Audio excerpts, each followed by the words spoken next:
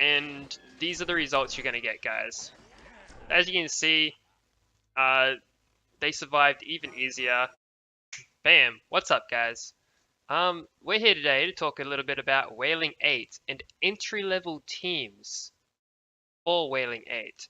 Something that I think is actually easier to break into than the Beast Dungeon is the Wailing Labyrinth.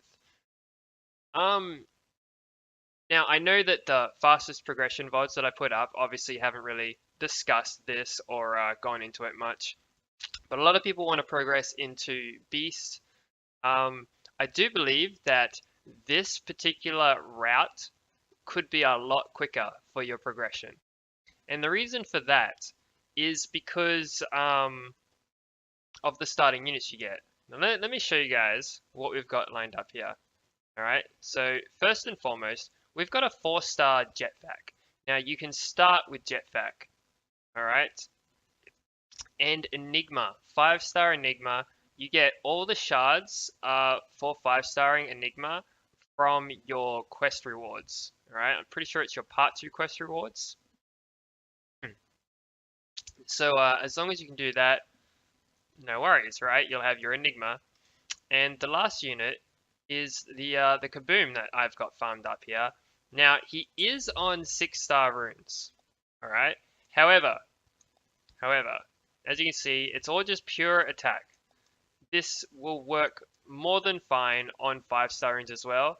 I have his attack down skill and his bomb skill, which is of course still skilled up. However, we don't have any other skilled up units here. We've got a 4-star regular Jetpack and an Enigma. Now let's just jump into this particular run and I'll show you guys how this works, like how effective this is. So like, even though, yes, I have like 6-star strike runes on the Kaboom, right? He wave clears fine and all that kind of jazz. He's got his skill ups into his bomb. There's obviously heaps of room for improvement for the team itself. So Jetpack is a starting unit, right? Like it's one of the 4-stars that you can summon as a starter nat 4. And right here, we haven't improved it at all. He's still base level, other than the fact that he's not +5. He's just base +0, and he is max level. Enigma, obviously, I've been like kind of powering up as I go over time, and he is where he's at because of that. There is another unit, Whirlwind, who you can also use. I just want to show you guys that even with a base level 4-star Jetpack, who I will show everyone's runes like just after this particular run, alright? Even this can work, alright? The Whirlwind, however, the Whirlwind's also on 6-star runes, 6-star strike runes at the moment. However, of course, the Whirlwind is also 5-star max at the moment. I think it's also +0. So there's like I said, like it's not awakened or anything like that. It's just Whirlwind 5-star max level. Alright? And this is what I wanted to show you guys is that, hey, you can clear Wailing 8 super early. And I believe a big part of that is because there's no revenge mechanic. And a lot of the Wailing damage comes from the Diminish as well as the charge ability, which is for the most part not all that dangerous at this stage. Like once you've got those 5-star energy runes, the charge ability from the Wailing Lab boss here is not all that scary as long as you know how to like counter it with your either Jetpack or Whirlwind, right? And the reason I'm using Enigma is because he doesn't really output any extra damage, right? He's just there to be a bit of a buffer to show that, hey, you get this unit for free. This entire team has so much room for improvement, and it uses, let me show you guys the runes here, alright? So we've got Jetpack here. See this? There is 5-star energy runes, guys. Defense, HP, HP. We got all these from Hard Scenario 1 early on. These are his stats. He's only got 7,000 HP, and he can take you through Wailing 8, alright? Enigma here, 7,000 HP again. the runes. He's got a 4-star ward, attack ward 6, so he's not even like as tanky as he could be. You know, we've got a basic defense HP rune. All right, and now what I'm going to do here is swap in Whirlwind. Have a quick look at his runes. All right, so he's only got 4600 HP. He's got 5000 attack. All right, you can see I've got these 6-star strike runes on him. If you throw on some 5-star strike runes or your 5-star energy runes, his heals should be more than enough even then, and he's still also going to reduce the debuffs for your team. All right, so let's do this. All right, let me show you guys this particular team setup and how it differentiates from the last one. So this should be much easier and smoother clear for us. But both are going to be 100% clear teams. Even with like Enigma here, like Enigma honestly isn't doing all that much for this team. He's just the stand-in. I actually normally run, because I've summoned a 5, I've got an Ember, and I just run her 5-star +0 in full energy runes with like attack, HP. And I'll show you guys that run as well, straight after this particular run. I just wanted to show you guys exactly how easy Wailing 8 is compared to like all those extra efforts and attempts to break into Beast 8 and Beast 7 that you may be having troubles with. You know, 6-starring your elf, you know, farming up an awakened food fight, farming up Boomer and all that jazz. You very well may not need to even bother, right? Like if you prefer it, you could very easily just jump straight into Wailing 8 using very basic units. Like as you can see, farm Kaboom up, throw him on some, you know, if you farm up some energy runes and then use those 5-star energy runes from Hard Scenario 1 to farm up some 5-star strike runes, for example. You just need attack and either HP defense for your slot 4, and these are the results you're going to get, guys. As you can see, they survived even easier.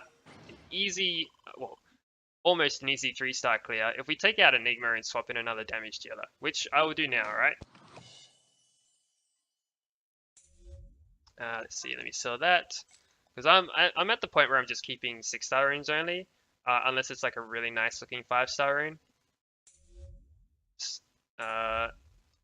Alright, so let me throw in my Ember here, and we'll go over her runes quickly as well, just so you guys can see. So you can see she's got 5,000 attack, 6,000 HP. She is on energy runes. As you can see, it's just attack, defense, and attack. Very simple, plus 12 energy runes. Alright, I run her on the 2 energy skill and the charge skill so that she doesn't interfere with Kaboom's abilities. Now the reason I run Kaboom's cannonballs instead of the charge ability for this particular boss is for the attack down.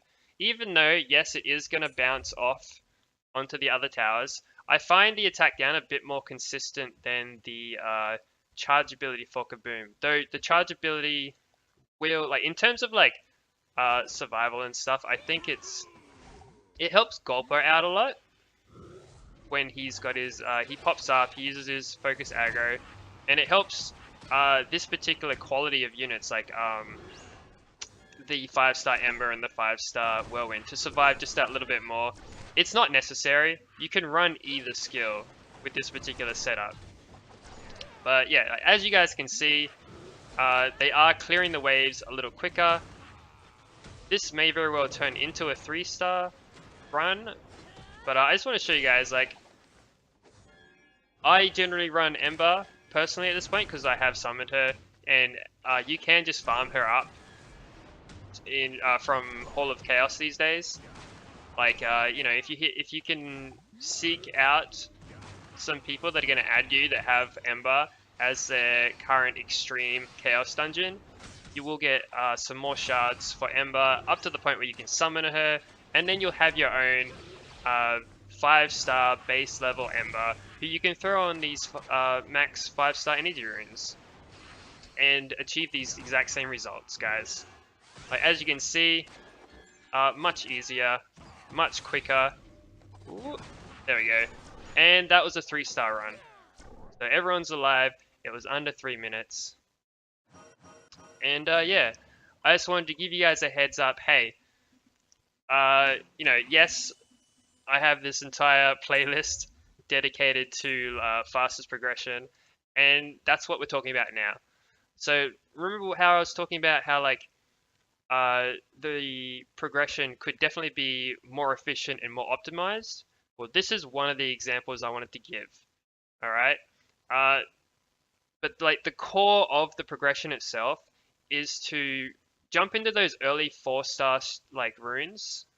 As soon as you start the game, you know, farm up like scenario 1 and or 2 or 3 normal, preferably scenario 1 or 3 normal. Grab those 4-star strike or strike or energy runes. Keep leveling your Skylanders up, and then you can jump straight into hard scenario 1.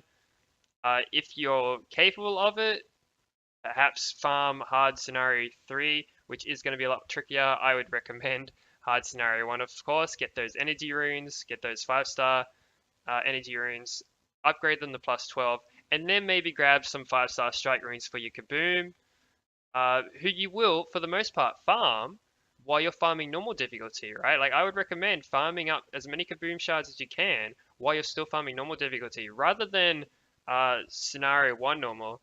You can jump straight into scenario 3 normal, grab those Kaboom shards, hit up scenario 1 hard, grab those 5-star energy runes, and then you can grab some 5-star strike runes from hard scenario 3, and then boom.